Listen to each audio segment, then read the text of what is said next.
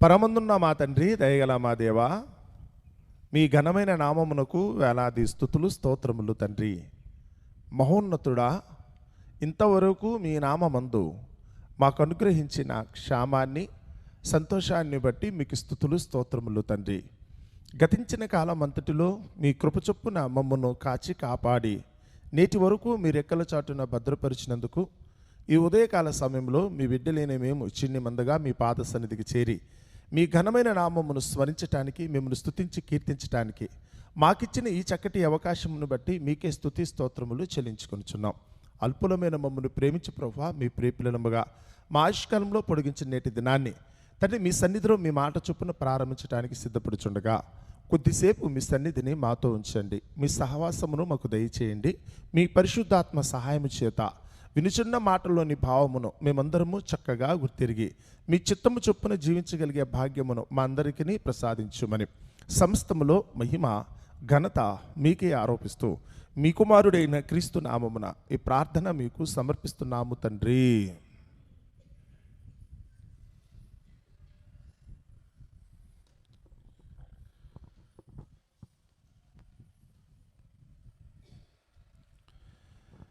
తండ్రి అయిన దేవునికి మహిమ కలుగునుగాక.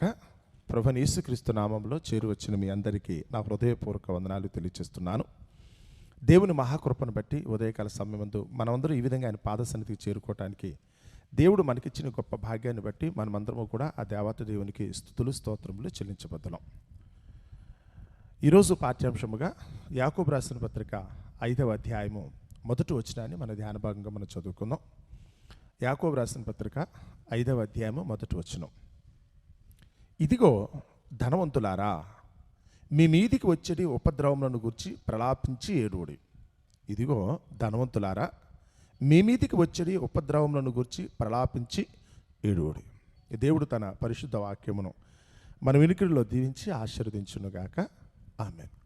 చదవబడిన ఈ మాట అయితే కనుక మరి యాకోబు గారు చెప్పిన మాట ఒక విధంగా చూస్తే కనుక విచారకరమైన వార్త, హెచ్చరిక కదా, ఒక గద్దింపు. లోకంలో ఎవరైతే కనుక తమకున్న ధన సంపన్నతను బట్టి తమను తాము పొగుడుకుంటున్నారో ఆ ధనము కోసం ఈరోజైతే కనుక కరవకూడని గడ్డిని కూడా కరిచి ఒక విధంగా అయితే కనుక నాకకూడని చోట కూడా పెంటను కూడా నాకేవాళ్ళు కూడా దౌర్భాగ్యులు అనుకున్న వాళ్ళు ఈరోజు లోకంలో ఉన్నారు. డబ్బే పరమావధిగా జీవించే వాళ్ళు ఉన్నారు. డబ్బుంటే చాలు ఏదైనా అయిపోద్దన్న సంగతిని చాలామంది అయితే కనుక నమ్మి ఈరోజు ప్రపంచం నమ్మటమే ఉంది. ప్రపంచమంతా ఈరోజు డబ్బే. చివరికి దేవుని దగ్గరికి వచ్చేటప్పుడు కూడా దేవుడు నాతో పాటు ఉన్నాడు అనటానికి ఆ డబ్బే ఒక విధంగా దానికి ఒక ఏమన్నా ఇక్కడ సూచనగా కనపడుతున్నట్టు. దేవుడు నన్ను ఆశీర్వించాడు కనుకనే, నేను చెప్పిందల్లా దేవుడు వింటాడు కనుకనే, నా పక్షాన దేవుడు ఉన్నాడు కనుకనే నాకు ఎప్పుడు కూడా వద్దనుకుంటే కలిమి నాకైతే కలుగుతుంది కదా అని చెప్పి చాలామంది అనుకుంటున్నారు. ఒక కలిమి అయితే కనుక అతని జీవమునకు మూలము కాదని యేసు చెప్పిన మాట కంటే కూడా డబ్బే. ఆ డబ్బు సంపాదిస్తే దానిని బట్టి దేవుడు మాతో పాటు ఉన్నాడు. ఓ పదవి వస్తే కనుక దేవుడు మాతో పాటు ఉన్నాడు, ఉద్యోగం వస్తే కనుక దేవుడు మాతో పాటు ఉన్నాడు. లోకంలో చాలామంది అంటే దేవుడు మా పక్షాన ఉన్నాడు, లేకపోతే కనుక మేము అనుకున్నది ఒకవేళ నెరవేరుతుంది అనుకుంటే కనుక ఆ దేవుని యొక్క తోడ్పాటు కూడా మాకే ఉందని చెప్పుకోవడానికి అది ఒక కొలమానంగా తీసుకుంటారు. ఇక రెండోది డబ్బే పరమావధి అనుకుని ఎంతవరకు వెళ్ళిపోయింది అనుకుంటే డబ్బునే దైవంగా భావించే స్థితిలో కూడా లోకం వెళ్ళిపోయింది. అందుకని విగ్రహారాధన అనే మాటకు వస్తే కనుక అక్కడ చెప్పబడుతున్న మాట విగ్రహారాధన, ధనాపేక్షను మీరు చంపివేయడు కదా. ధనాపేక్ష విగ్రహారాధనతో సమానం. అంటే డబ్బును చూసుకుంటూ బ్రతకడు. డబ్బుంటే చాలు, డబ్బుంటే నేను బ్రతికిపోతాను, డబ్బుంటే నేను జీవిస్తాను, డబ్బుంటే సుఖం కలుగుతుంది ఉన్నది కదా, మరణాన్ని కూడా తప్పించుకుంటాను అనుకునే పరిస్థితిలో ఈరోజు లోకంలో చాలామంది అయితే కనుక ప్రయత్నం చేస్తున్నారు. జరుగుతున్న తంతు అయితే కనుక అలాగే ఉంది. కానీ 2000 సంవత్సరాల క్రితమే ఆ రోజు అయితే కనుక యాకోబు డబ్బు కనుక మీ దగ్గర ఉంటే, మీ జేబులో డబ్బు ఉంటే తెలియకుండానే నమ్మకం డబ్బు మీదకి వెళ్ళిపోద్ది. మీరు ఆ పూట మాత్రం మీ దగ్గర ఉన్నది అనుకో. సపోజ్ ఏ పూట భోజనం ఆ పూట మీరు సంపాదించుకుంటే తెలియకుండా మీ దృష్టి ఎక్కడ ఉంటుందో తెలుసా? దేవుని మీదకి వెళ్తుంది. ఎందుకంటే మన దగ్గర డబ్బు లేదు కనుక సాయంత్రం భోజనం కోసం నేను ఎక్కడిచ్చి సంపాదించాలనుకున్నప్పుడు తెలియకుండానే తలక పైకెత్తి ప్రభా మన నా పరిస్థితి ఇది కదా అనేటట్టుగా ఉంటుంది. మనకి ఏదైనా చిన్న అవసరం వచ్చినా మరొకటి వచ్చినప్పుడు కూడా దేవుని వైపు చూడడానికి అవకాశం ఉంటుంది. డబ్బే చేతినిండుగా ఉందనుకోండి, ఎవరిని అడిగే పరిస్థితి ఏమి ఉండదు. ఉంది కదా, ఇక అడగాల్సిన అవసరం ఉంది, అన్నీ ఉన్నాయి కదా. ప్రతిదానికైతే కనుక ఏదో బ్యాంకులో అకౌంట్ ఉందా, లేకపోతే కనుక ఫోన్పే ఉందా, లేకపోతే కనుక ఆన్లైన్ ట్రాన్సాక్షన్ ఉందా అనుకున్నట్టు ఇటు చూస్తున్నామే తప్ప అటువైపు చూసే పరిస్థితి రాదు. ఇప్పుడు ప్రశ్న ఏంటంటే ఈ మాట చెప్పడంలో దేవుని యొక్క ఉద్దేశం ఏంటి? ఏం చెప్పాలనుకున్నాడు? 2000 సంవత్సరాల క్రితం ఏం చెప్పాలనుకున్నాడు? ఈరోజు ఆ డబ్బును బట్టి అయితే కనుక ఒక ధనమని కానీ నువ్వు అనుకునేటట్టయితే దానిని బట్టి నీకేం చెప్పాలన్నారు? ఒకడు మాట్లాడేటప్పుడు 16వ అధ్యాయం లూకాసు వార్త కింద యేసుప్రభు ఒక మాట చెప్తారు. అన్యాయపు సిరి వలన మీరు స్నేహితులను సంపాదించుకుంటూ అంటాడు. సిరి అనుకున్నప్పుడు అంటే డబ్బు, ఒకవేళ ధనం అని కనుక నువ్వు అనుకునేటట్టయితే అది అన్యాయం చేసేది. అంటే ధనం అన్యాయంగా సంపాదించిందని కాదండి, అక్కడ ధనమే నిన్ను అన్యాయం చేస్తుంది. లోకంలో నీకు అర్థం కావాల్సింది తెలుసా, ఈరోజు ఏ ధనం అయితే నీ దగ్గర ఉండి మైమేర్పించి మెప్పించి ఒక విధంగా చూస్తే నేను ములగ చెట్టు ఎక్కిచ్చేసే పరిస్థితి వస్తుందో, కళ్ళు నెత్తి మీదకి వచ్చేది ధనం వల్లనే కదా. ఈరోజు మనిషి అహంకారంగా గర్వంగా మాట్లాడేది కూడా ధనం వల్లనే కదా. లోకంలో ఒక విధంగా మనుషులు వచ్చిన అంతరాలు, ఇద్దరు కలిసి పుట్టి పెరిగిన ఒకరి కనుక అన్నదమ్ముల గురించి ఆలోచించినా, స్నేహితుల గురించి ఆలోచించు, బంధువుల గురించి ఆలోచించినా, మిగిలిన వారికంటే కనుక వీళ్ళకి ఏదైనా ఒక అడుగు కనుక మెట్టు డబ్బులు కనుక వచ్చి అనుకోండి, చిన్నప్పటి నుంచి పుట్టి పెరిగిన వాళ్ళం కదా, మేమందరం కూడా ఒకే కంచంలో తిరిగి మంచంలో పడుకున్నాం అన్న సంగతిని కూడా మరిచి ఆ స్నేహితులు మెల్లగా దూరం చేసిస్తూ ఉంటారు. ఎందుకంటే ప్రస్తుతం మేము డబ్బులు ఉన్న వాళ్ళం కదా, ధనవంతులు కదా అని ఉద్దేశంతో కనుక వారితో సాంగత్యం కూడా చేరండి. లోకంలో చాలామంది మనుషులు ఈరోజు దూరం అవుతుంటే కనుక అనండి, లోకంలో చాలామంది అంటారు కదా, ఈ 2 చెట్లు నాటితేనంట, ఏదో పొద్దున్న సుశీల అయితే కనుక మాట పెట్టింది, ఆ 2 చెట్లు కనుక నాటితే కనుక అది పెరిగే కొలదైతే కనుక దగ్గరికి వస్తాడు. దూరంగా నాటబడినప్పుడు కూడా వాటి కొమ్మలు ఒకదానికి ఒకటైతే కనుక దగ్గరికి వస్తాయట. కానీ మనుషులు అయితే కనుక పెరిగే కొలది, వాడు ధన విస్తారత ఒకరి కనుక సంపన్నత కనుక పెరిగే కొలది, ఇప్పుడు మనుషుల మధ్య ఏమొస్తుందో తెలుసా, గ్యాప్ వచ్చే పరిస్థితి వస్తుందని. ఇతర గడిచిన కాలంలో తమ స్థితిని గురించి ఆలోచించినప్పుడు ఏమో గడిచిన కాలంలో నాకున్న దేని స్థితిని ఎవరో కూడా గుర్తించకూడదు. ఇప్పుడు పెద్దోడిని అయిపోయాను కదా, ఈరోజు నా ధనవంతుని అయిపోయాను, అందరూ కూడా నా ధనాన్ని చూసో లేకపోతే నాకున్న స్థితిగతులు చూసి అందరూ పొగుడుతున్నారు. ఈ టైంలో పూర్వకాలం నాతో పాటు పుట్టి పెరిగిన వాళ్ళు ఎవరైతే ఉన్నారో, నాతో కలిసిమెలిసి ఆడుకున్న వాళ్ళు ఎవరైతే ఉన్నారో వారు కానీ కనపడ్డారు అనుకోండి, ఇప్పుడు వారు ఏమండి అనరు. వాళ్ళు చిన్నప్పుడు చిన్న వాళ్ళైతే కనుక ఎరా బాగున్నావా, ఏమే బాగున్నావా అని అడుగుతారు కదా. ఆ ఏమే అన్నమాట యారా అన్నమాట వాళ్ళు రాకూడదు. ఎందుకంటే ఇప్పుడు పెద్దోళ్ళు అయిపోయింది కదా, కారులో తిరుగుతున్నాం, మేడలో మిద్దులు వచ్చినాయి, విమానాల్లో తిరుగుతున్నాం, పెద్ద పెద్ద చదువులు వచ్చినాయి కదా అనే ఉద్దేశంతో మమ్మల్ని ఎవరు కూడా గౌరవించాలి తప్ప ఎవరు మమ్మల్ని చులకనగా చూడకూడదు, ఏకవచనంతో సంబోధించకూడదు. అలా సంబోధించకూడదు అనుకుంటే గడిచిన కాలంలో ఎవరైతే మా దగ్గర ఉన్నారో వాళ్ళు మా దగ్గరికి రావడానికి వీలేకుండా వీళ్ళంతవరకు బ్యారియర్ కట్టేసుకుంటే పోతుంది కదా. విభజన కలిగించుకోవటం, కనపడినా పలకించుకుంటూ వెళ్ళిపోవటం, వాళ్ళు వచ్చినప్పుడు కూడా మనం పట్టించుకోకుండా పోవటం, ఎందుకంటే వాళ్ళు ఏదో ఒక విధంగా చేసేది కనుక దూరంగా. 2వ అధ్యాయంలో కూడా సేమ్ అదే మాట చెప్పాడు. 2వ అధ్యాయంలో కూడా మీరు ధనవంతులు అనుకున్నప్పుడు మీ ప్రవర్తన కూడా ఎలా ఉందో తెలుసా. ఒకడు బంగారు ఉంగరము పెట్టుకుని ప్రశస్తమైన వస్త్రము ధరించి మీ దగ్గరికి వస్తే మీరేం చేస్తున్నారు, రండి రండి రండి అని చెప్పి కుర్చీ తుడిచి మీరు ఇస్తారండి. కుర్చీ బాగానే ఉంది, అయినప్పుడు కూడా వాళ్ళ కోసం అయితే కనుక మనం ఏదో చూస్తున్నట్టు గబగబా టకటగా తుడిసేసి అయితే కూర్చొని అంటారు. అదే కనుక మీతో పాటు పుట్టి పెరిగినవాడు ఇలాంటి వాడే, నీ సాటి స్నేహితుడే, మీ ముగ్గురు ఒకప్పుడు ఉన్నవాళ్ళే. కానీ ఆ వ్యక్తి కనుక ఒకళ్ళు కనుక ఏమీ లేకుండా ఒక సైకిల్ తొక్కుంటే అక్కడికి వచ్చి ఎండలో అయితే కనుక ఈశ్వరమంటే వచ్చారు అనుకోండి, ఎరా ఎప్పుడు వచ్చావు, సరే కూర్చో, అరే మంచిలో ఉండండి అంటారే తప్ప పొరపాటునాలు పట్టించుకోరు. 2వ అధ్యాయంలో అయితే కనుక దేవుడు అదే చెప్పాడు. ఆ ధనవంతులు అనుకున్న వాళ్ళు మీ మీద కఠినంగా అధికారం చూపిస్తారు కదా, డబ్బున్నవాడికి అయితే కనుక గర్వం కదా అని మనల్ని హెచ్చరించిన దేవుడు. ఒకరు నీకు డబ్బు ఉంటే కనుక ఇక్కడ చెప్తున్నాడు, ఏడ్చే రోజు కూడా వస్తుంది జాగ్రత్త. నువ్వు డబ్బునే పట్టుకుంటే కనుక ఒక రోజు అయితే కనుక ఏముందో నా దగ్గర, ఏం సాధించాను. ఈ మధ్యకాలం అయితే కనుక కరోనా తెగులు వచ్చేతే కనుక ఒక్కొక్క కబురు చెప్తుంటే దేవుడు చెప్పిన మాట అయితే కనుక ఎంత చక్కగా నెరవేరింది. బుద్ధి లేనిది మనకే. నిజంగా జ్ఞానం లేకుండా ఈ రోజు అయితే కనుక ఎవరో ఒకరు అందంగా కనపడ్డారు, బలంగా కనపడ్డారు, ఉద్యోగం చేస్తున్నారు, పెద్ద పదవిలో ఉన్నారు, వీళ్ళు డబ్బు సంపాదించారు, మేడలు మిద్దులు కట్టుకున్నారు, కారులో తిరుగుతున్నారు అనుకుంటే తెలియకుండానే మనం వాళ్ళ మీద అయితే కనుక ఎక్కలేని అభిమానం చూపించేస్తున్నాం. వాళ్ళ మీద అయితే కనుక ఎక్కలేని అభిమానం చూపిస్తున్నాం. మనమేమో వీరిని ప్రేమిస్తున్నాం, కానీ దేవుడు వాళ్ళు చీకొడుతున్నాడు సంగతి మనం ఉద్దేశపూర్వకంగా మర్చిపోతున్నాం. ఎవరైతే కనుక ఒకరికింత షో చేసుకుని ఉంటున్నారో, ఆ షో కనపడటానికైతే కనుక అందంగా కనపడుతున్నారో వాళ్ళు గొప్పలుగా మనం చూసామే తప్ప దేవుని దృష్టి వాళ్ళు చీకొట్టాడనే సంగతి మనకి అర్థం కాక సమయం వచ్చేప్పటికల్లా లెంపల చెల్లు మనిపోతుంటే కనుక ఒకసారి నోరు వెళ్ళబెట్టాల్సిన పరిస్థితి వస్తుంది. ఈరోజు ఒకరు కనుక ఆపద కలిగింది అనుకుంటే, ఆ కరోనా తెగులు వచ్చింది అనుకుంటే కనుక ఇప్పుడు ఏం చేయగలరా, ధనం ఏం చేయగలుగుతుంది. డబ్బులు లక్షలు పోస్తామని కాదండి, బ్రతికించుకోవడం వల్ల అవుతుందా, ప్రాణం నిలబెట్టుకోవడం వాడు వల్ల అవుతుందా. ఏమైంది ఆ ధనం అంతా కూడా. నాకు ధనమే ఉంటే కనుక కొండ మీద కోతుని దింపుతున్నారు కదా, కోతులు దింపక్కర్లా, అట్లీస్ట్ నీ ప్రాణం కాపాడుకుంటావా, నీ ప్రాణాన్ని కాపాడుకుంటావా. చూడండి ఒకసారి మనుషులు ఒక్కొక్కరికి వెళ్ళిపోతున్నారండి. పేదవాడు బాగానే ఉన్నారు, మీరు గమనించారు లేదు. ఇందులో కనుక ట్విస్ట్ ఏంటి తెలుసా, నిజంగా కష్టపడి కూలి పని చేసుకున్న వాళ్ళైతే కనుక క్షేమంగానే ఉన్నారు. ఏ పూట కాపూట సంపాదించుకున్నైతే కనుక దేవుని మీద ఆధారపడిన వాళ్ళకి క్షేమంగానే ఉన్నారు. నాకేంటని విర్రవీగిన వాడు ఎవరైతే ఉన్నారు, మాకు కులం ఉంది కదా, మతం ఉంది కదా, లేకపోతే పేరు ప్రఖ్యాతులు ఉన్నాయి కదా, మాకు ధనం ఉంది కదా, మెల్లగా ఒక్కొక్కరినైతే కనుక దేవుడు ఎలా అంటారా, ఏదో చేలో ఉన్న కలుపు మొక్కలు పీకెళ్ళిపోతున్నాడు ఆయన. చేలో ఉన్న కలుపు మొక్కలు పీకెళ్ళిపోతున్నాడు. ఒకవేళ కనుక నీకున్న దానిని బట్టి కనుక అతిశయించి దేవునికే కనుక నువ్వు దూరం అయ్యే పరిస్థితి వస్తే కనుక దాని పర్యవసానం ఎలా ఉంటుందో తెలుసా. దేవుడు విధించే శిక్ష ఎలా ఉంటుందో తెలుసా. శిక్ష ఏం కాదంటే తీర్పండి. ఆల్రెడీ దేవుడు ఎప్పుడో తీర్పు చెప్పేశాడు. ఆయన రూల్స్ ఏంటో క్రమం ఏంటో చెప్పాడు. నువ్వు ఇలా వెళితే కనుక అలా వస్తుంది. పిల్లలు పరీక్షలు రాస్తారనుకుంటే, చదువుకునే పిల్లలు 10వ తరగతి పిల్లలు ఉన్నారనుకోండి, సపోజ్ వాళ్ళకి సంవత్సరం ముందు అప్పుడే వాళ్ళు స్కూల్లో జాయిన్ అయినప్పుడే వాళ్ళకి ఒక ఉంటుంది, ఇదిగో పరీక్షలు అయితే కనుక ఇలాంటి అది ప్రశ్నలు అయితే వస్తూ ఉంటాయి. మీరు కనుక ఈ ప్రశ్నకి ఇలాంటి జవాబు రాస్తే కనుక మీకైతే ఇన్ని మార్కులు వస్తాయి. ఈ క్వశ్చన్కి ఇలా రాయాలి, ఇదిగో దీనికి ఫిగర్ అయ్యాలి, ఇదిగో దీనికి ఈ విధంగా చెప్పాలి. మొదట ట్రైనింగ్ అండి. సంవత్సరం తర్వాత జరగబోయే పరీక్ష గురించి ముందే చెప్తారండి వాళ్ళందరికీ. నువ్వు వాళ్ళు ఆ పరీక్షకి తగినట్టు కనుక చెప్పిన మాటకి తగినట్టుగా విని నువ్వు అక్కడికి వెళ్ళి పరీక్ష రాసావు అనుకో, చక్కగా వాళ్ళు చెప్పినట్టుగా 100% మార్కులు వస్తాయి. కానీ అక్కడ పరీక్ష అలా ఉంటుంది, పరీక్ష పేపర్ వస్తుందని చెప్పినప్పుడు కూడా, వీళ్ళు ట్రైనింగ్ ఇచ్చినప్పుడు కూడా వినకుండా ఒకవేళ నీకు తోచట్టు నువ్వేదో చేసావు అనుకో, అక్కడ గుండు సున్నాలు వస్తాయి. అదేంటంటే నాకు గుండు సున్నాలు వచ్చినట్టే కనుక మరి చెప్పిన పని చేయాలి కదా. అలా కాదండి, మీరు చెప్పింది కాకుండా వేరేగా తీసుకుంటారేమో అనుకున్నానండి. అది ఎలా కుదురుతుంది? రూల్ అది సబ్జెక్టు, దానికి ఒక సిలబస్ ఉంది, దానికి ఒక పద్ధతి ఉంటుంది. నువ్వు ఎలా వెళ్ళాలి అలాగే. దేవుడు కూడా ఈ లోకానికి ఎప్పుడో తీర్పు చెప్పేశాడు. ఆయన తీర్పల్లో ఒకటే, లోకంలోనికి వెలుగు వచ్చాను, కానీ తమ క్రియలు దుష్క్రియలుగా కనపడకున్నట్లు వాళ్ళు వెలుగునొద్దకు రాలేకపోతున్నారు. డబ్బును వదిలిపెట్టుకోవడం కొంతమంది కుదరదండి కదా. పేరు ప్రఖ్యాతులు, పరువు ప్రతిష్టలు అన్నారు కదా, అవి వదిలిపెట్టుకోవడం కొంతమంది కుదరదు. తగ్గించుకు తిరగటం అంటే చాలామందికి ఈరోజు ఇష్టం లేదండి. తగ్గించి తిరగటం అంటే కనుక చాలామందికి ఈరోజు ఇష్టం లేదు. మేము ఎప్పుడు కూడా గొప్పగా ఉండాలి, అందరూ కూడా మమ్మల్ని చూసి పొగడాలి, అందరూ కూడా మమ్మల్ని అయితే కనుక ఆకాశానికి ఎత్తేనే మనస్తత్వం తప్ప. ఈరోజు దేవుడు ఏం చెప్పాడు? తగ్గు తగ్గు తగ్గు, ఎంత తగ్గితే అంత మంచిది. నువ్వు తను తగ్గించుకుని వాడు హెచ్చించబడతానే దేవుడు చెప్తున్నాడు కనుక తగ్గు అని చెప్తున్నప్పుడు కూడా మనుషులైతే కనుక ఆ మాట వినలేకపోతున్నారు.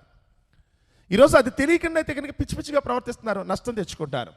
ఇప్పుడు వీళ్ళ దగ్గరికి వచ్చినప్పుడు కూడా అంటున్నాడు, ధనవంతులారా మీకేమొస్తుందో తెలుసా? మీ మీదికి వచ్చే ఉపద్రవములను గురించి మీరేం చేయాలి? మామూలుగా ఏడవటం కాదట, ప్రలాపించి ఏడవటం. మంచం ఎక్కినప్పుడా, ఐసీ రూమ్లో ఉన్నప్పుడా, క్వారంటైన్కి వెళ్ళిపోయినప్పుడా, ముక్కు మీదకి ఆక్సిజన్ మాస్క్ వచ్చినప్పుడా, లేకపోతే నేను చచ్చిన తర్వాత అయితే కనుక ప్రొక్లైన్తో నేను ఈడ్ చేస్తున్నప్పుడా? ఎప్పుడు ఏడుస్తారు మీరు? మామూలు ఏడుపు మాత్రం రాదు, ప్రలాపించి ఏడవండి. ప్రలాపించి ఏడవండి. ధనమైతే కనుక మనల్ని ప్రొవోకేట్ చేస్తుందండి. లోకంలో కొంతమంది డబ్బులు సంపాదించిన వాళ్ళు చూసినప్పుడు కనుక వాళ్ళు వేసుకున్న వస్త్రాలు, వారి ఒంటి మీద ఆభరణాలు, వాళ్ళు తిరుగుతున్న కార్లు, ఉంటున్న మ్యాడ్ చూసినప్పుడు మనకు కూడా ఇలా ఉంటే బాగుంటుంది కదని. దయచేసి ఎప్పుడు కూడా అలా అనకండి. మీకు ధనం వచ్చినా కానీ దాన్ని ఖర్చు పెట్టేయండి, ఉంచకండి మీ దగ్గర. మీరు ఏ పూటకు ఆ పూట కనుక ఒకళ్ళు ఉన్నట్టయితే కనుక మీ జీవితాలు అయితే కనుక బాగుంటాయండి. ఎందుకు తెలుసా? ఏ పూటకు ఆ పూట మనం దేవుని మీద కొంత ఆధారపడతాం. అలా కాకుండా మన దగ్గర ఎక్కువ వచ్చేసింది అనుకుంటే కనుక, నాకేమి అన్న విర్రవిగే తత్వం కనుక వచ్చింది అనుకోండి, దేవుడిని మర్చిపోతే కనుక ఏదో ఒక రోజు నువ్వు బ్రతికైతే కనుక ప్రలాపించి ఆడవలసిన పరిస్థితి. ఒకడు లోకమంతా సంపాదించుకుని లోకంలో ఉన్నంతసేపు సుఖంగా ఉండి ఆఖరిని ఏడుస్తున్నారండి, చెప్పుకోలేకపోతున్నారండి. కనీసం ఈ జబ్బు వచ్చిందని కూడా చెప్పుకోలేకపోతున్నారు. కనీసం చనిపోయిన తర్వాత వాళ్ళ మీద పడి ఏడ్చే ఛాన్స్ కూడా వాళ్ళకి ఇవ్వట్లేదు తెలుసా? ఈరోజు వాళ్ళ బ్రతుకులు ఎంత దుర్భరంగా మారిపోతున్నాయో తెలుసా? ఒకవేళ మనకైతే కరోనా రోగం రాకమునుపు ఈ వచ్చిన యొక్క భావం ఏంటో మనకి తెలియలేదేమో, కానీ ప్రతిదాన్ని కూడా దేవుడైతే మాత్రం అంధకారమందల్ని రహస్యాలు కూడా దేవుడు ఏం చేస్తాడట? వెలుగులోకి తీసుకొస్తానని చెప్పాడు. ఇది ఈరోజు కళ్ళ ముందు ఒక్కొక్కటిగా కనపడుతోంది. ఈరోజు కళ్ళ ముందు ఒక్కొక్కటిగా మన దగ్గరికి వచ్చినప్పుడు కానీ ఇప్పటికైనా మనం ఆలోచించాలిగా. ఇప్పటికైనా మనకు అర్థం కావాలి కదా, ఏం జరుగుతుంది అసలు? మనిషి జీవితం ఏంటి? ఎప్పుడుంటామో ఎప్పుడు పోతామో తెలియదు. పోయేదైతే కూడా మనం గౌరవంగా వెళ్ళిపోతే బాగున్నాం, హీనంగా చివరికి చచ్చిపోయేటప్పటికల్లా ఉన్నదంతా కూడా గీసేస్తున్నారు కదా. హాస్పిటల్కి వెళ్ళిన తర్వాత వాళ్ళు కూడా మిగట్లా, ప్రాణమో పోతుంది, చివరికి ఇంట్లో ఉన్న ఆస్తిపత్రులు కూడా పోతున్నాయి. నిర్మమాటంగా ఉన్నదంతా కూడా ఇన్నాళ్ళు సంపాదించిందంతా కూడా చివరికైతే మాత్రం ఎవరికి ఇచ్చామో తెలియకుండా, ఎవరికి పోగొట్టుకున్నాం కూడా తెలియకుండా అయితే కనుక ఈరోజు కనీసం తృప్తి కూడా లేదు. పోనీ నేను చేసిన పని నాకు ఏదైనా తృప్తి కలిగించడానికి కూడా ఏమీ లేకుండా, బ్రతుకులైతే కనుక ఒక సాటిస్ఫాక్షన్ కూడా లేకుండా చచ్చిపోతున్నారని. అప్పుడు ఆయన అంటారన్నమాట, మీరైతే కనుక ప్రలాపించి ఏడుడి. ఎందుకో తెలుసా? మీ ధనము చెడిపోయాను. మీ ధనము చెడిపోయింది. చెడిపోవడం అంటే అదేనా ఏదో అంటారు కదా, చెదపట్టేసింది చిరిగిపోయిన కాగితాలన్నీ కాదండి. అక్కడ చెడిపోవటం అంటే అర్థం ఏంటి? మీ ధనం ద్వారా మీరు చేసే పనులు కూడా నిజంగా చెడు పనులే చేశారు. డబ్బులు ఉన్న వాళ్ళు చేసే పనులు చూడండి, అందరూ ఒకలా ఉంటే కనుక వీళ్ళు మరొకలా చేస్తారు కదా. ఓ పెళ్ళో పెటాకుల గురించి ఆలోచించినప్పుడు, ఓ శుభకార్యములు అయితే కనుక ఫంక్షన్ గురించి ఆలోచించినప్పుడు ఉన్నాయి కదా. తినేదాని దగ్గరికి వచ్చినా, తాగేదాని దగ్గరికి వచ్చినా, ఇక్కడికి వచ్చిన మనం అనుకోండి పేదవాళ్ళం కదా, ఏ పూట కాపూట ఉన్నది లేదనుకున్న వాళ్ళు అనుకోండి. మన పరిస్థితి ఎలా ఉంటుందంటే, ఈ పూట మనం తినేది ఏదో చెద్దనం తినేవాళ్ళు కొంతమంది, ఏదో కొద్ది గొప్ప టిఫిన్ కలిగి తీసుకునే వాళ్ళు, ఇడ్లీయో పెసరట్టు ఏదో వేసుకుని తినేవాళ్ళు, ఉప్మా వేసి తినేవాళ్ళు ఉంటారు. లోకంలో అయితే ఇక్కడ డబ్బులు ఉన్న వాళ్ళు అనుకోండి, మనం తినేదే వాళ్ళు తినరండి. మనం తినేదేమో నిజంగా ఒకదే మనకి శరీరానికి ఆరోగ్యం ఇస్తుందండి. కానీ డబ్బులు ఉన్న వాళ్ళు అయితే కనుక ఆరోగ్యం గురించి ఆలోచించండి. వాళ్ళేం ఆలోచిస్తారు తెలుసా? గొప్ప కోసం ఆలోచిస్తారు. అది ఘనంగా ఉండాలి. హోటల్ నుంచి అయితే కనుక తెప్పించుకోవటం, రెడీమేడ్ ఫుడ్ ఏదైతే ఉందో అది కుళ్ళిపోయి పురుగులు పెట్టేసింది, వేడి చేసి కనుక అదే గొప్ప. అది తినటం వల్ల చివరికి ఏమొస్తుంది? ఈ డబ్బు ఉంది కదా అనుకుంటే కనుక డబ్బులు ఇచ్చుకుని వారి అయితే కనుక జబ్బులు కొనుక్కునే వాళ్ళు ఉన్నారు. ఇప్పుడు ఈ జబ్బులు ఎప్పుడైతే వచ్చిందో ఇప్పుడు ధనం అంతా ఏమైపోద్ది? పరోక్షంగా ధనం మిమ్మల్ని చెడగొట్టేసింది. అందుకని మీ చెడిపోయిన ధనమే తప్ప మరొకటి కాదు అది. ఆ డబ్బును చూసినప్పుడు కూడా మన వాళ్ళు కూడా అంటారు పాపపు సొమ్ము అండి అది. మీ ధనం చెడిపోయిందంటే దాని అర్థం తెలిస్తే పాపపు సొమ్ము అంటే చిచ్చి వద్దండి, అలాంటిది ఉండకూడదండి. ఆ పాపపు సొమ్ము వాళ్ళు పట్టుకుంటే కనుక ఏదో ఒక రోజు అయితే మనకి పీక మీదకి వస్తే తప్ప మరొకటి కాదండి. ఈరోజు చాలామంది డబ్బు ఎలా సంపాదిస్తే ఏంటని సంపాదిస్తున్నారే తప్ప ఆ పాపపు సొమ్ము ఏదో ఒక రోజున నిన్ను ప్రలాపించి ఏడ్చేటట్టు చేస్తున్న సంగతి నీకు తెలుసా? అయ్యో నేను ఏం చేసుకుని ఈ డబ్బుని, నా ప్రాణమే పోతుంటే కనుక ఏం చేసుకోను? యేసుప్రభువు అదే చెప్తున్నాడు. వాడు లోకమంతయు సంపాదించి తన ప్రాణమును పోగొట్టుకుంటే ఏంటి అతని ప్రయోజనం? ఏంటి, ఏం కలిసి వస్తుంది? ఈరోజు నీకైనా కానీ జాగ్రత్త పడిపోండి. డబ్బుల గురించి ఎక్కువ ఆశించకండి. ఆ డబ్బుల కోసమే చాలామంది ధనాపేక్ష సమస్తమైన కీడులకు మూలమని చెప్పకుండా మాట్లాడినాడు. కొందరైతే కనుక దాన్ని ఆశించి చివరికి తమ్మును పొడుచుకు చచ్చారు. ఉరు పుట్టుకునికి చచ్చిన వాడు కొంతమంది, ఆత్మహత్యలు చేసి చచ్చిపోయిన వాళ్ళు చాలామంది. ఈరోజు ఆ ధనం కోసం చివరికి దేవుడిని అడ్డం పెట్టుకుందాం అనుకున్నారు. చివరికి దేవుని నామని అవమానించే వాళ్ళు కూడా ఉన్నారు. చివరికి వాళ్ళు బతుకేమొద్దు తెలుసా? ఆ ధనానికి కక్కుర్తిపడిన బిలాము కత్తి చేత నరకబడ్డాడు. డబ్బు కోసం కక్కుర్తిపడిపోయిన అయితే కనుక ఒక గెహాజీ కూడా అయితే కుష్టి వ్యాధి చెత్తనిపోయాడు. ఆ ధనము కోసమే కక్కుర్తిపడిన ఒక విధంగా ఇస్కరియోతు దగ్గరికి వస్తే గురి పెట్టుకుని చచ్చాడు. ఎవడైనా అంతేనండి. నాకు పేరు ప్రఖ్యాతులు కావాలి, ధనవంతులు కావాలనుకున్నా కానీ వాడు ముగింపు మాత్రం బాగాలేదు. వాడు ముగింపులు మాత్రం బాగాలేదండి. ఈరోజు మన దగ్గరికి వచ్చినప్పుడు కూడా మనకు కూడా చేసే హెచ్చరిక, దేవుడైతే మాత్రం చెప్పేది సత్యం. లోకపరంగా చూసినప్పుడు కొద్దిసేపు మనకైతే ఇబ్బందిగా ఉంటుందా? డబ్బులు లేకపోతే ఎలాగండి? వాళ్ళందరూ సుఖపడుతుంటే మనం సుఖపడకపోతే ఎలాగండి?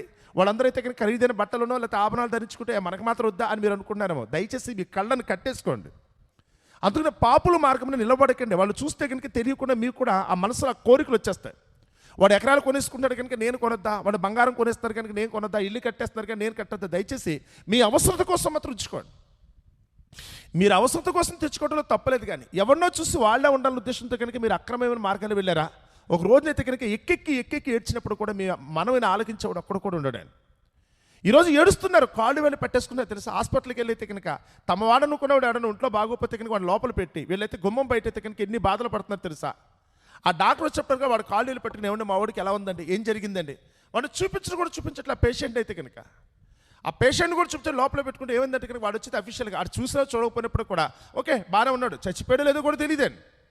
వీళ్ళ మాట చెప్తుంటే కనుక ఎంత ఆశగా చూస్తున్నారంటే కనుక ఎక్కెక్కి ఏడుస్తున్నారు. ఏంటి ఇప్పుడు వచ్చింది ఏంటి మాకు ఈ కష్టమని. ఏమో ధనవంతుడు చనిపోయిన తర్వాత ఏడ్చేయడమనండి.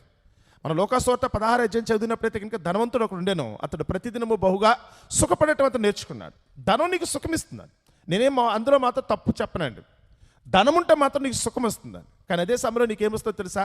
ప్రలాపించి ఆడవటం కూడా వస్తుంది. ఒక సమయానికి నువ్వు సుఖపడేంతసేపు సుఖపడతావు, తర్వాత వచ్చే కష్టాన్ని తట్టుకోవటం నీ వల్ల ఏ పని మాత్రం కాదండి. ఆ ధనవంతుడు చనిపోయిన తర్వాత అప్పుడు ఏడుస్తున్నట్ట, తండ్రివైన అబ్రహామా నా పరిస్థితి చాలా బ్యాడ్, తండ్రివైన అబ్రహామా నా పరిస్థితి చాలా బ్యాడ్, సాయించేవా, నా నోట్లో ఒక్క నీటి చొక్క వేయటానికి ఎక్కడికి లాజర్ గారిని పంపా, please please please please. Abraham అయితే మాత్రం నో, అక్కడ ఏమాత్రం కూడా కన్సిడర్ చేయలేదండి. ఎక్కడ కూడా అబ్రహాం అయితే మాత్రం కనికరి చూపించలేదండి. నాయన కుదరదు, నాయన కుదరదు నాన్న, నీకు ఇచ్చిన జీవితకాలమే నువ్వు ఏది చేయాలనుకున్న ఆ తీర్పులు జరిగే లోపల, అంటే నువ్వు చనిపోయే లోపలనే నీ తీర్పు వచ్చే లోపలనే నువ్వు ఏది చేసినప్పుడు కూడా అదే ఉంటుంది. నువ్వు మంచిగానే చెడ్డని కానీ చేయాల్సింది ఏదో బ్రతుకుండగానే చేశాయి. ఇప్పుడు వచ్చి నువ్వు బ్రతిమలాడుకున్నా మరొకటి అనుకున్నా కానీ ప్రయోజనం ఉంటుంది నాన్న అన్నాడు. ఈరోజు మనకు కూడా ఛాన్స్ అదేనండి. ఏం ఆలోచిస్తున్నాం మనం? దేని కొరకు ఈరోజు వెంపర్లాట? ఏం కావాలని మన పరుగులు చెప్పండి. ఏదో కొనియాలి, ఏదో సాధించాలి, ఏదో సంపాదించాలి. అందుకే మనం ఉంటామా? ముందు దానికోసం మన జీవితకాలం అంతా ఖర్చు అయిపోతుంది కదా, దానికోసం మన జీవితం అంతా కూడా వ్యర్థమైపోతుంది కదా. ఏదో సాధించాలనుకున్నా కానీ అనుభవించడానికి ఇంతకీ మనం అయితే కనుకుంటామా? అది అనుభవించే యోగ్యత ఉంటుందా? అమ్మ ఆటకొస్తేప్పటికి అన్నాడు చూడండి, మీ ధనమైతే కనుక చెడిపోయాను, మీ వస్త్రములు చిమ్మెట్టు కొట్టిన వాయనం, మీ బంగారము మీ వెండి కూడా తుప్పు పట్టినవి, వాటి తుప్పు మీ మీద సాక్ష్యంగా ఉండి అగ్ని వలె మీ శరీరంలోని తినివేయను. ఏమైపోయిందంటే కొంతమంది ధనం ఎలా ఉంటుందంటే, కొంతమంది అది అంటే ఈ మధ్య కాలంలో అయితే కనుక క్యాష్ పెట్టుకోకుండా అంతా కూడా బ్యాంకులో వేసేసుకున్నారు. కానీ గడిచిన కాలంలో వచ్చినప్పుడు ఆ అక్రమమైన సంపాదించే చాలామంది అధికారులు కానీ రాజకీయ నాయకులు కానీ వాళ్ళ డబ్బులు తీసుకెళ్ళి బ్యాంకు లాకర్లో పెట్టేసేవారండి. ఎంత లాకర్లో పెట్టి ఎలా మర్చిపోయారంటే, మర్చిపోవటం అంటే వాళ్ళకి వచ్చేది ఏ రోజుగా రోజు వచ్చేస్తుంటే కట్టలు వచ్చేస్తుంటే ఎప్పుడో పెట్టిన డబ్బు కూడా లేదట. ఒక ఆయన అయితే కనుక ఒక ఇంజనీర్ గారండి, ఆయన అయితే కనుక అప్పుడు టెలికాం డిపార్ట్మెంట్లో ఉన్నప్పుడైతే కనుక దాంట్లో సంబంధించిన ఒక ఆయన అయితే కనుక పారిపోయాడు, అమెరికా అయితే కనుక పారిపోయాడు. ఈ లోపల లాకర్లు అయితే తెరిచారండి. ఆ లాకర్లు తెరిస్తే కనుక అందులో ఉన్న సొమ్ము దగ్గరికి వస్తే కనుక అదంతా కూడా ఏమైపోయిందట, తుప్పు పట్టే పరిస్థితి. ఇక్కడ కూర్చున్న మీలో కూడా చాలామందికి మీ ఇంట్లో కనీసం, అంటే నేను డబ్బుల గురించి కోట్లు నేను చెప్పట్లా, మీకు ఇంట్లో మీకైతే కనుక్కున్న ఇదిని బట్టి మీరు దాచుకునే బియ్యం ఉన్నాయి చూసారా, నిలవబడిపోయిన బియ్యం. చాలామంది మీ పూటకు అన్నం లేకుండా చాలామంది బాధపడుతుంటే ఆహారం లేకుండా, కొంతమంది అయితే కనుక దాన్ని తీసుకెళ్ళి అయితే కనుక లోపల పెట్టేస్తే పురుగులు పట్టేస్తున్నాయి. దాన్ని తీసుకెళ్ళి అయితే కనుక దాచుకుంటున్నారు, పురుగులు పట్టడానికైనా ఇష్టపడుతున్నారే తప్ప పక్కోడికి మాత్రం ఒక ముక్క పెడతానికి ఇష్టం లేదు. మీరు కొనుక్కున్న మీ బట్టలను చూసారు, బీరువాల నిండుగా సర్దేస్తున్నారు చాలామంది. మీరు చాలామంది బీరువాల నిండుగా సర్దేస్తున్నారు, అవి వాడేది కూడా లేదు. ఎన్నెన్ని వాడతారు? మీకున్న డబ్బును బట్టి కనుక ఇది బయటికి వెళ్ళిన ప్రతి సందర్భంలో కూడా షాపింగ్కి వెళ్ళి కనుక ఏదో ఒకటి కొనుక్కొచ్చుకుంటున్నారు. కొనుక్కొచ్చినవి కూడా ఇంతకీ ఎన్ని కొనుక్కున్న కూడా కొంతమంది లెక్క ఉండే తెలుసా? రే ఇది కొని చాలా రోజులు అయింది కదా, 5 సంవత్సరాల క్రితం కొన్నాను, దీన్ని ఇప్పుడు గుర్తు రాలేదు అన్న వాళ్ళు కూడా చాలామంది చూస్తారండి. వస్త్రాలండి ఇది ఎక్కువ అయిపోవటం ద్వారా, ఇప్పుడు మనకున్నది 1-2 జతలున్నాయి అనుకోండి, దాని మీద మనకు దృష్టి ఉంటూ ఉంటుంది. మనకు 100 కొద్ది డ్రెస్సులు ఉంటాయి కనుక ఏమి ఎక్కడుందో మనకి ఏం తెలుస్తుంది చెప్పండి? మనం దాచుకునే డబ్బైనా మన వెండి బంగారాలు కూడా దాచుకునే ఎలా ఉంటాయి? కిలం పట్టేస్తున్నాయి చాలా ఉన్నాయండి. తీయకుండా ఉంటే కనుక ఏమవుతాయి? వాడు సంపాదించిన సొమ్ము అయితే కనుక ఏదైతే ఉందో పట్టుకొచ్చి పోగేసేసుకోవటమే తప్ప, అది కిలం పట్టి తుప్పు పట్టేంత వరకు వెళ్ళిపోతుంది తప్ప, చెదల పట్టేంత వరకు బట్టలు వెళ్ళిపోతున్నాయి తప్ప, కనీసం వాటిని అయితే కనుక వేరే వాళ్ళకి వినియోగించాలన్న ఆలోచన కూడా లేదు. పండిన ఆహార పదార్థాలను ఎక్కువ కాలం నిల్వ ఉండవండి, అవి పురుగులు పట్టి పాడైపోవడానికని ఇష్టపడుతున్నారే తప్ప, ఈరోజు అయితే కనుక వాటిని అయితే కనుక కనీసం ఆకలితో ఉన్న వాళ్ళకి అయితే కనుక పంచడానికి కూడా ఎవరు ఇష్టపడలేని పరిస్థితి. మీ ధనం చెడిపోయింది, మీ బంగారము వెండి కూడా తుప్పు పట్టింది, మీ వస్త్రములు అయితే కనుక చిమ్మెట్టు కొట్టిన వాయనం, మీ బంగారమును మీ వెండి తుప్పు పట్టినది, వాటి తుప్పు మీ మీద సాక్ష్యముగా ఉండి అగ్ని వలె మీ శరీరంలోనూ తినివేయును. ఇప్పుడు ఆ తుప్పు వచ్చేయని చెప్తుందట.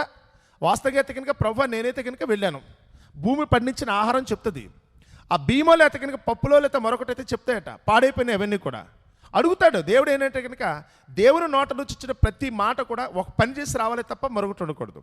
లోకంలో దేవుడు దేన్ని చేసినప్పుడు కూడా ప్రతిదానికి ఒక పనినిచ్చాడు, నువ్వు ఏ పని చేసావని అడుగుతాడు. ఒకవేళ నీ ఇంట్లో తుప్పు పట్టేసిన బియ్యం బస్తా దగ్గరికి వచ్చినప్పుడు ఆ బియ్యం బస్తాని దగ్గరికి దేవుడు అడుగుతాడు, నువ్వేం చేస్తావు, ఎవరి ఆకలి తీర్చావని అడిగాడు అనుకోండి. ఎక్కడ తీర్చేది? నన్ను తీసుకెళ్ళైతే కనుక ఆ మూలలో పడేశారు, మూలలో పడేశారు, నన్ను ఏం తుప్పులు తినేసినాయి తప్ప ఆకలిని తుప్పులు గిమ్మిచ్చాను తప్ప ఒక మనిషికి ఆకలిని తీర్చలేదు కదా అని. దేవుడు ఎప్పుడూ కూడా చేసే ప్రతి పని కూడా తన పిల్లలు అనుకున్న వాళ్ళు, మనుషులు అనుకున్న వాళ్ళకి మేలు కలగటానికి ప్రతిదాన్ని నియమించాడు ఆయన. ఎవరో ఒకరికి చెందాల్సింది కూడా మనమైతే కనుక పాడు చేస్తాం అనుకోండి. సపోజ్ మీ ఇంట్లో కూడా ఇంత వండేసుకుంటారు, ధనవంతుల దగ్గరికి వచ్చినప్పుడు ఎలా ఉంటుంది, వారు చేసే ఫంక్షన్లు చూసినప్పుడు ఇలా పెద్ద పెద్ద కళ్యాణ మంటపాల దగ్గరికి వస్తే, నిన్న కనుక కళ్యాణ మంటపంలో ఫంక్షన్ అయింది అనుకోండి, ఇవాళ పొద్దున కనుక మనం అక్కడికి వెళ్తే కనుక ఆ తినేసిన ఆకులన్నీ కూడా అక్కడ పడేసేవారు. ఆకులన్నీ అక్కడ పడేస్తే కనుక అందులో ఎంత ఉంటుంది తెలుసా? ఆకులో వడ్డించేది ఇంత, తిన్నది మాత్రం ఇంత, మిగిలితే పాడేసింది బోళ్ళంత అండి. ఇదంతా ఏంటంటే కనుక ఒళ్ళు కొవ్వు. వాడు తినకపోయినప్పుడు కూడా 66 ఐటమ్స్ వేయాలి, ఒకడైతే కనుక 66 ఐటమ్స్ తింటాడా? 128 ఐటమ్స్ కూడా వెళ్ళానండి నేను 128 ఐటమ్స్ ఉన్న భోజనం కూడా వెళ్ళానండి. తినడానికి ఏమీ లేదండి, జస్ట్ ఇలా వేలు పెట్టుకుని అనుకుంటే సరిపోద్ది అంతే. అన్ని ఇలా చూస్తే కడుపు నిండిపోద్దాన్ని. ఇంతకీ ఏంటంటే గొప్ప, నేను ఇంత గొప్పగా చేశాను కదా అని. అంటే మీరు చేసిన పని చివరికి ఏమవుతుంది? తుప్పు పట్టడానికా, చెదల పట్టడానికా, పాడవడానికా? దీని కొరకైనా దేవుడు నీకు ఇచ్చింది. నీ శరీరం ఇచ్చాడు అనుకుంటే దేనికోసం ఇచ్చాడు? ఉపయోగించుకున్నావు దాన్ని? నీ మాటను ఉపయోగపడిందా? నీ చూపైనా ఉపయోగపడిందా? నీకు ఇచ్చిన కాళ్ళు చేతిలో లేకపోతే నీకు ఇచ్చిన తెలివి జ్ఞానం ఉపయోగపడిందా? నీకు ఇచ్చింది దేని కొరకు? నా శరీరం ఇచ్చాను కూడా దీన్ని పరిపూర్ణంగా దాన్ని వినియోగించుకున్నానని చెప్పేవాళ్ళు ఎవరున్నారా? నా వలనైతే నీకు ఎదుటివాడికి మేలు కలిగింది, నన్ను బట్టి ఎదుటివాడు సంతోషించి ఆనందించాడు చెప్పగలిగే స్థితి ఈరోజు మన దగ్గర ఉందా? ఏంటంటే దాచుకోవడానిక? ఒక అడుగు వేయరు, ఒక పని చేయరు. ఈరోజు లోకంలో చాలామంది అండి అడిగితే నడిస్తే కనుక కందిపోతామో అని చెప్పి వీళ్ళందరూ కూడా ఒక రోజు ఏమవలసింది తెలుసా? ప్రలాపించి ఏడ్చే పరిస్థితి వస్తుంది కదా. వాళ్ళందరూ కూడా ప్రలాపించి ఏడ్చే పరిస్థితి వస్తుంది కదా. తెలుసా మీకు ఆ సంగతే? మీరు ఏదనుకున్నారో, మీరు ఏదైతే చేశారో, ఏదైతే వ్యర్థమైపోయిందో, ఆ తుప్పు పట్టిందన్నాడు చూసారా, ఆ చెదల పట్టేసిందన్నాడు చూసారా, చివుకుపోయిన చిమ్మెట్లు పట్టినాడు చూసారా, అవే మీ మీదైతే కనుక సాక్షి చెప్తాడు. ఎక్కడ? మేమైతే కనుక నీ మాట చొప్పున లోకానికి వెళ్ళాం, మమ్మల్ని ఎక్కడ వినియోగించాడు? మమ్మల్ని ఎక్కడ ఉపయోగించారు? అంతా కూడా వ్యర్థమే తప్ప ఏ ఒక్కరు ఆకలి తెరచలేదు కదా, ఏ ఒక్కరు ఒంటిని కప్పడానికి చీర పనికి రాలేదు కదా. ఫ్యాక్టరీలో ఎన్నో తయారైనాయి, అవి వచ్చి మీ ఇంట్లో అయితే కనుక దాక్కుని ఉన్నాయి తెలుసా, మీ బిరువలు నిండుగా ఉన్నాయి. ఏం చేసుకుంటారు వాటిని ఏం చేసుకుంటారు మీరు? మీకున్నదాన్ని కనీసం వాడుకోవడం తెలుసా? ఎంతోమంది ఎత్తుకుని ఒంటి మీద చేరలేక బాధపడుతున్నారు తెలుసా? ఒక చొక్కా లేకుండా ప్యాంట్ లేకుండా చాలామంది చిరుపని బట్టలేసి తిరుగుతున్నారు. ఇచ్చారా మీరు? మీరు మాత్రం తినేసి మిగతా కుక్కలకో నక్కలకో పాలు చేస్తున్నారే తప్ప పక్కింటిలో అయితే కనుక ఆకలితో ఉన్నారన్న సంగతి తెలిసి ఎత్తుకుని మీరు ఒక ముద్ద అక్కడ పెట్టారా? మీ దగ్గర ఉన్న డబ్బులు అయితే కనుక విచ్చలవిడిగా దేని పడితే దానికోసం ఖర్చు పెడుతున్నారు. పోతే పోయింది అనుకుంటున్నారే తప్ప ఇంతకీ కనీసం ఒక 100 రూపాయలు అవసరం అయితే కనుక మిగతా వాళ్ళు చాలామంది విలువలు ఆడిపోతున్న సంగతి తెలిసి వారికి ఎప్పుడైనా మీరు ఏమైనా సాయం చేశారా? ఏం చేశారు మీరు? ఇంతకీ ఒళ్ళు పెంచేసుకుని ఒళ్ళు కొవ్వెక్కిపోయి ఎలా తగ్గించుకోవాలో తెలియకైతే కనుక పరుగులు పెడుతూ, వాకింగ్లు చేస్తూ, ట్రెడ్మిల్ చేస్తూ, జిమ్ములు చేస్తూ చాలామంది, ఎందుకంటే పెరిగిపోయింది కదా. ఇప్పుడు దీన్ని తగ్గించుకోవడం ఎలా అని ఆలోచిస్తున్నారు. కానీ ఆ తగ్గించుకునే బదులు అదేదో మొదటి నుంచి కూడా ఎదుటివాడికి సాయం చేయడం నేర్చుకోవచ్చుగా. ఏదో ఒక పని చేయొచ్చు కదా. నువ్వు పని చేస్తుంటే కనుక ఒళ్ళు పెరగదుగా. నువ్వు పని చేస్తుంటే కనుక ఈరోజు ఇంత తిప్పల పడాల్సిన పరిస్థితి రాదుగా. ప్రతి దానికి రేపటి దినాన్ని అయితే చెప్తున్నాను, నువ్వు చేసే తప్పుకైతే మాత్రం దేవుడైతే మాత్రం లెక్క అడిగిన రోజున ఏడుస్తావు. రోజు అయితే కనుక ప్రలాపించి ఏడ్చే పరిస్థితి వస్తుంది కదా అని అన్నాడు. చూడ అక్కడ ఎలా ఉందంటే కనుక అగ్నివలె మీ శరీరమును తినివేను, ఎందుచేతనంటే అంత్య దినములు ఎంతో ధనము కూర్చుకుంటారు. ఏ సమయంలో కూర్చుకున్నారు మీరు? ఒళ్ళు కొవ్వ పెట్టుకున్నది ఎప్పుడో తెలుసా? మీ అహంకారం గర్వం ఎప్పుడు తీసుకొచ్చున్నదో తెలుసా? అంత్యకాలం కదా. దేవుడేమో నీకైతే కనుక నేడా రేపనే సంగతి ఆయన కౌంటుడు అని చెప్తుంటే, నేడో యేసు రాకడా లేకపోతే రేపో యేసు రాకడా అని ఆయన చెప్తుంటే, నువ్వేమో ఈ మాట తెలియకుండా నేనైతే భవిష్యత్తు కోసం ఉన్నట్టుగా ఏదంటాడు. ధనవంతుడైతే కనుక తనకు పండిన విస్తారమైన పంటను బట్టి డైలాగ్ వేశాడట. ఏ మాట అన్నాడు వాడు? నా ప్రాణమా తిను, తాగు, సుఖించు, తరతరములకు సరిపడే ఆస్తిపాస్తులను అయితే నీకు సంపాదించు. తరతరములక ఒరే రేపటి వరకు నువ్వు ఉంటావా? రేపటి వరకు నువ్వైతే కనుక దేవుని చిత్తాన్ని బట్టి బ్రతుకుంటావు ఖచ్చితంగా నువ్వు చెప్పగలవా? ఏం మాట మాట్లాడుతున్నావు? ఇక్కడ అదే అంటున్నాడు, అంత్య దినములు ఏందైతే మీ ధనములు కూర్చున్నారు. గెహాజీ దగ్గరికి వచ్చినప్పుడు కనుక ఎలీషా అయితే ఒకే ఒక మాట అన్నాడట. గెహాజీ, నువ్వు చేసింది ఏమైనా న్యాయంగా ఉందా? నువ్వు చేసింది ఏమన్నా డబ్బు కోసం కక్కుర్తి పడతావా? కొంచెం వెండి కోసం, బట్టల కోసం కక్కుర్తి పడతావా? ఏం చేసుకుంటావయ్యా? ఇది పొలాలు, లేకపోతే ఇళ్ళు, ద్రాక్ష తోటలు, బట్టలు, లేకపోతే బంగారం సంపాదించుకోవడానికి ఇది సమయమా? ఇదేనా? రోజు పరిస్థితి ఎలా ఉంది? ఓ దనిచి కరోనా వచ్చేతకి ఎప్పుడు ఎలా చనిపోతున్నారో తెలియదండి. కనీసం ఈ టైంలో చాలామంది ఆకలితో ఉన్నారు. చాలామంది తనకు కలిగిన అనారోగ్యాన్ని బట్టి వేదనతో పాటు ఉన్నారు. ఎవరు వారికి ముద్ద పెట్టేవాళ్ళు, ఎవరో కూడా కొద్దిపాటి సాయం చేసే వాళ్ళైతే కనుక హాస్పిటల్లో చూపించేవాళ్ళు కూడా లేరు. కానీ నువ్వైతే మాత్రం దాచుకున్నా కదా, కట్టలు తెచ్చుకునే కనుక ఇంట్లో పెట్టేసుకునే పరిస్థితి వస్తుంది. నువ్వు అలా దాచుకుంటే కనుక ఏం జరుగుతుందో తెలుసా? నువ్వు దాచుకుంటే కనుక ఏం జరుగుతుందో తెలుసా? నువ్వు దాచే విధానం ఏదైతే ఉందో అది కరెక్టేనా? పద్ధతేనా? ఇది టైమా? ఇది నువ్వు పోగేసుకున్న టైమా? మెడికల్ షాపుల దగ్గరికి వెళ్తే కనుక అవసరం చూసి వాళ్ళు ఏం చేస్తున్నారు? 10 రూపాయల ట్యాబ్లెట్ను కూడా ఈరోజు అంత చెప్తుందో తెలుసా? 10,000, 10 లక్షలు కూడా తెలియట్లేదండి, ఎంతనే చెప్తున్నారు. ఎరా అవతల వాడు ప్రాణాపాయ పరిస్థితులు ఉంటాయి. వాడు ఒక నిరుపేద కదా, ఈ పూటకు అప్పుడు సంపాదించుకునేవాడు. ఏదో రోగం వచ్చింది, వాడు బ్రతకడం కోసం దేవుడైతే నేను ఏర్పాటు చేస్తే ప్రస్తుతం వాడు అవసరతను చూసి నువ్వు రేటు పెంచుతున్నావు కదా, ఏమైనా న్యాయంగా ఉందా? హాస్పిటల్లో బెడ్, కరోనా వస్తే కనుక ట్రీట్మెంట్ అంతా ఖర్చు అయితే కనుక 22,000, 3,000 మించి ట్యాబ్లెట్ ఖర్చు అవ్వవు. అంతమించి లేదనే ప్రభుత్వాలు చెప్తున్నారు. కానీ దానికైతే కనుక 10 లక్షలు వసూలు చేస్తున్నావే. వాడు అవతల వారి యొక్క అవసరం చూస్తే నువ్వు డబ్బులు సంపాదించుకున్నావు కదా, రాదా? ఆ కరోనా తెగులు నీకు రాదా? ఇంతకంటే పెద్ద ప్రమాదం నీకు సంభవించదా? నీ ప్రాణం పోదా? నువ్వు సంపాదించుకుని నీ సొమ్ము ఏమవుద్దురా అని అడిగాడు అనుకోండి దేవుడు. ఏం చేస్తారు? వాడు అలాగే అడిగాడట, నా ప్రాణమా తిను, తాగు, సుఖించంటే కనుక వెంటనే దేవుడు వచ్చి అతనితో అన్నాడట, ఓరి వెర్రివాడా, ఈ రాత్రి నీ ప్రాణం కనుక తీసేసుకుంటే కనుక నువ్వు సంపాదించినవంతా కూడా ఎవరిదవుతుంది? ఈ రాత్రి ప్రాణం అడుగుతున్నారా?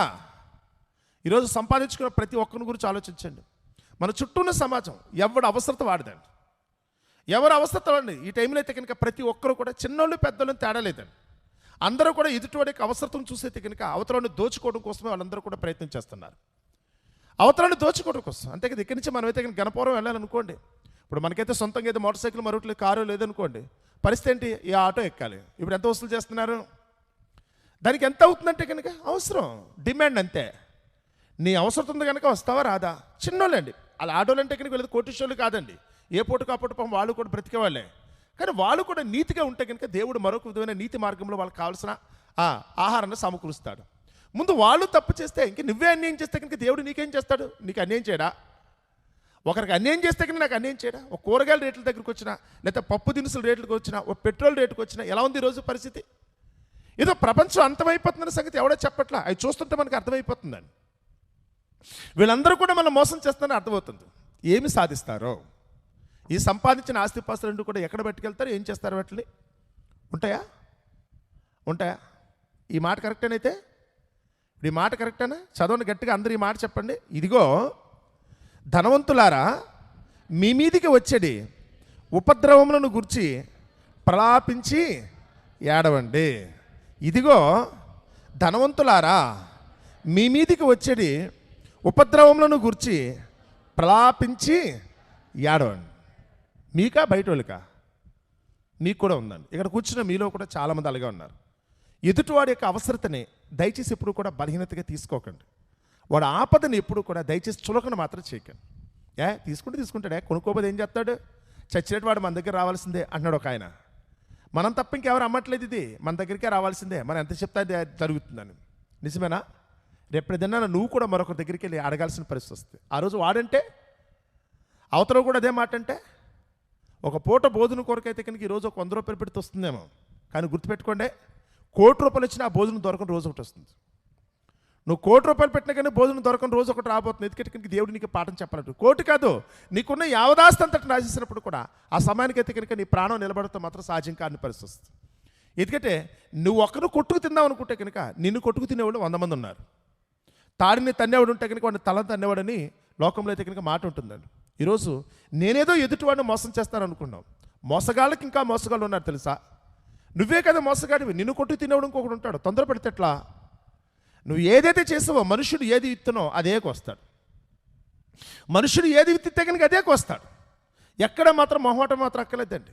నువ్వైనా నేనైనా కానీ దేవుని తీర్పు నుంచి తప్పించుకోవటం మాత్రం మన వల్ల ఏ పని కానే కాదన్న సంగతి మాత్రం గుర్తుపెట్టుకోవాలి. అందుకని ఎప్పుడూ కూడా దయచేసి దేవుడు హెచ్చరిక చేస్తున్నప్పుడు ఎంతసేపు దీవెన ఆశీర్వచనం కాకుండా ఒకసారి ఆలోచించండి. ఈరోజు మనం చేస్తున్న పొరపాటు ఎలా వెళ్తుందో తెలుసా? ఎక్కడ చూసినా మోసమేనండి. ప్రభుత్వాల పరంగా ప్రభుత్వాలు దోచుకున్నాయి కదా, కంపెనీల పరంగా కంపెనీలు దోచుకున్నాయి. ఒక్కరి కదండి, చిన్నోడు పెద్దోడు అని లేదండి. ప్రతి ఒక్కరు కూడా వాడు అక్రమం చేశాడు కనుక నేనెంత చేయకూడదు, వాడు దోచుకున్నాడు కనుక నేనెంత దోచుకోకూడదు, వాడు మోసం చేస్తే కనుక నేనెంత చేయకూడదు అని చెప్పి ఒకరి నుంచి ఒకరైతే కనుక చివరికి దేవుని దృష్టిలో అయితే కనుక నేరస్తులుగా మారిపోతున్నారు తప్ప. తప్పు ఎవడో తప్పు చేస్తే నేనెంత తప్పు చేయాలి, ఎవడో మోసం చేస్తే నేనెంత మోసం చేయాలి, వద్దు నా వరకనే నీతిగా బ్రతుకుతానని ఎవరైతే అనుకుంటారో, లోకమంతా చెడిపోయినా లోకాన్ని బట్టి కాకుండా నువ్వు దేవుణ్ణి చూస్తూ కనుక ఒకళ్ళు నీతిగా ఉంటే కనుక, ఇదేంటండి సత్యకాలపోడు అన్నా కానీ పర్వాలేదండి. అవును, నేను సత్యకాలంలోనే ఉంటాను, నేను ఇలాగే బతుకుతాను, ఎందుకంటే దేవునికి నచ్చింది ఇలాగే ఉండాలి.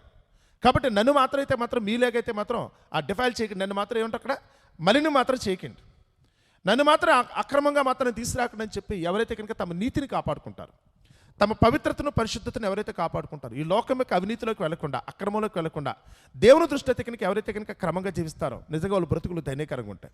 మనం మాత్రం చూస్తున్నప్పుడైతే మాత్రం దయచేసి ధనవంతులు చూసైతే మాత్రం మీరు ఏమీ మాట్లాడకండి. 49వ కీర్తన ఒకటే అంటాడు, ఒకడు ధన సంపూర్ణుడైనప్పుడు ఆస్తిపాస్తులు విస్తరించినప్పుడు అతను చూసి నువ్వేమీ తొందరపడకు. ఏముంటుందో వాడి దగ్గర?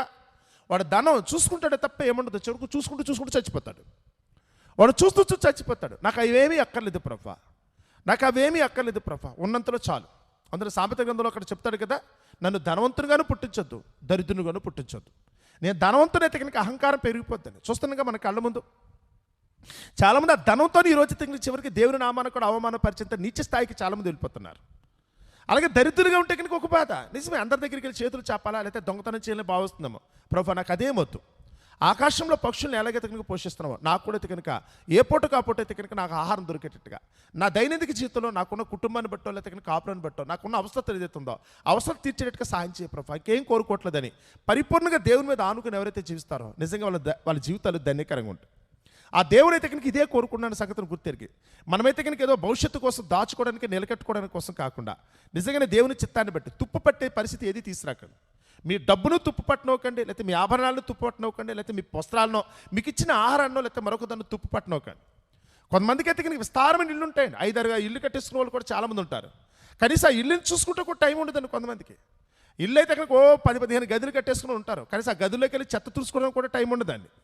ఒకరేమో కనీసం బ్రతకడానికి కనీసం గుడిసు కూడా లేకుండా కష్టపడుతున్నారు, వాళ్ళకేం సాయం చేయరు. కానీ నేను మాత్రమే ఉండాలనే ఉద్దేశంతో చాలామంది బ్రతుకుతున్నారు. కాబట్టి చూస్తున్నాం, ఎక్కడ చూస్తున్నా కానీ అక్రమమే ఉంది. ఆ అక్రమానికి తగినట్టుగానే దేవుడు ఈరోజు తీర్పు చెప్తున్నాడు, కళ్ళ ముందు కనపడుతుంది. ఈరోజు ఈ తీర్పు జరుగుతున్నప్పుడు కనుక ఇప్పటికైనా కొద్దిపాటు బుద్ధి జ్ఞానం తెచ్చుకో. మనమందరం కూడా ఏదో ఆకాశాన్ని నిచ్చిన వేసి ఆ దేవునితో మనం సమానమని కోరుకోకుండా ఆ దేవుడిచ్చే దానికోసమైతే కనుక మన ఆశగా ఎదురు చూస్తూ ఆ దేవుని చిత్తానికి లోబడి అది చేతి కింద మనమందరం కూడా భద్రంగా ఉండాలని మిమ్మల్ని అందరూ కోరుకుంటే నా మాటలు ముగిస్తున్నాను. అట్టి కృప దేవుడు మనందరికీ దయచేయునుగాక. ఆమేన్. ప్రార్థన చేసుకుందామండి.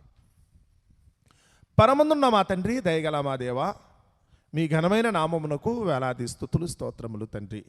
మమ్మల్ని ప్రేమించారు ప్రభువా, ఇంతవరకు మీ కృపను బట్టి మమ్మల్ని ఆదరించారు. లోకమంతా ఈరోజు ప్రభా తండ్రి మీరు సెలవిచ్చిన వాక్కును ప్రభా ఖాతరు చేయకుండా దుష్టుని యొక్క ప్రలోభానికి లోబడి ప్రభా లోకాన్నే సంపాదించాలి, లోకాన్నే అనుభవించాలి, లోకంలోనే ఎప్పటికీ ఉండిపోవాలని ఉద్దేశంతో ప్రభా ఈరోజు చేయకూడని ఎన్నో వ్యర్థమైన ప్రయత్నాలు చేస్తూ చివరికి ప్రభా ఏడ్చుకుంటూ ఈ లోకాన్ని విడిచిపెట్టి వెళ్ళిపోతున్నారు. కానీ మీ కుమారుని ద్వారా మాకు సెలవిచ్చిన వాక్కును ప్రభా మరొకసారి మేమందరం కూడా ధ్యానం చేసుకోవడానికి అవకాశం ఇచ్చారు. అవును తండ్రి, వద్దు ప్రభా ఆ ధనము కోసం మేము ప్రయాసపడ్డామా, చివరికి మా జీవితాన్ని మా చేతులారా మేమే ముగించుకోవాల్సిన దుస్థితి మాకు కలుగుతుంది. అలాంటి దుస్థితులకు మేము వెళ్ళేవారంగా కాకుండా ఏనాటి కీడు ఆనాటికి చాలన్నట్టుగా ఈరోజు ప్రభా మేము ఉన్నామనుకుంటే తన నేటి దినానికి కావలసిన ప్రతి అవసరతను ప్రభా మీ నుంచి తీర్చుకోవడానికి ఎల్లప్పుడూ మిమ్మల్ని ఎరిగిన వారంగా మిమ్మల్ని దృష్టిలో పెట్టుకుని బ్రతకడానికి కావాల్సిన సహాయం మా అందరికీ దయచేయమని మేము బ్రతిమాలుకుంటున్నాం. చక్కగా ప్రభా సంతోషంగా ఈ ఉదయకాల సమయంలో మీ సన్నిధిలో ప్రభా మీ విలువైన వాక్కును ఆలకించడానికి, మీ సంకల్పాన్ని గుర్తెరగటానికి, మాలో ఉన్న తప్పులు ప్రభా సరి చేసుకోవడానికి చక్కటి అవకాశం ఇచ్చారు. అనుగ్రహించబడిన నేటి దినాన్ని ప్రారంభించుకుంటుండగా దినమెల్లా మీ కృప చొప్పున మమ్మల్ని నడిపించండి. ఏ విధంగా తొందరపాటు కలగకుండా మీ క్షేమాన్ని, మీ భద్రతను మాకు దయచేయండి. రాత్రికి మళ్ళా మేమందరం మీ పాద సన్నిధికి చేరి మీ కృతజ్ఞతలు చెల్లించుకునే భాగ్యాన్ని దయచేయమని, అంతవరకు మీ కృపలో మమ్మల్ని అందరినీ భద్రపరచమని మీ కుమారుడైన క్రీస్తు నామమున